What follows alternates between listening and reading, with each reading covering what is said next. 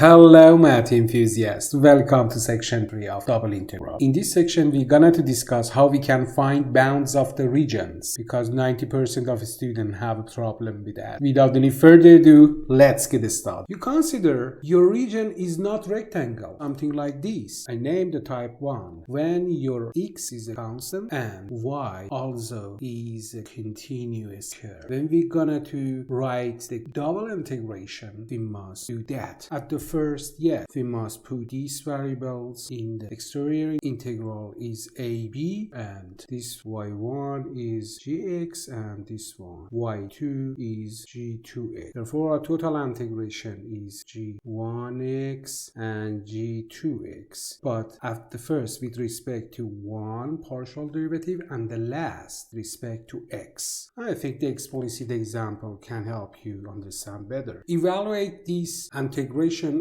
over this region, guys. If you see, yes, our x is a constant between 2 and 4, but our y in the bowl is 1 over 2x, but in the top is radical x. Therefore, our integration is 2, 4, 1 over 2x, radical x, xy dy dx. At the first, I must calculate this integration. With respect to y is xy power 2 over 2, but the lower bound and top bound I put in here, our calculation is. When I put the radical x is x over, of course, with power 2 and over 2. If I put square, this one is 1 over 4 x power 2 and multiply by x over 2 minus x over 3 divided 8. But right now we must calculate this integration, guys. 2, 4 x power 2 over 2 minus x squared 8 with respect to x. This answer is x over 3 divided 6 minus is x over 4 divided 8 and 4,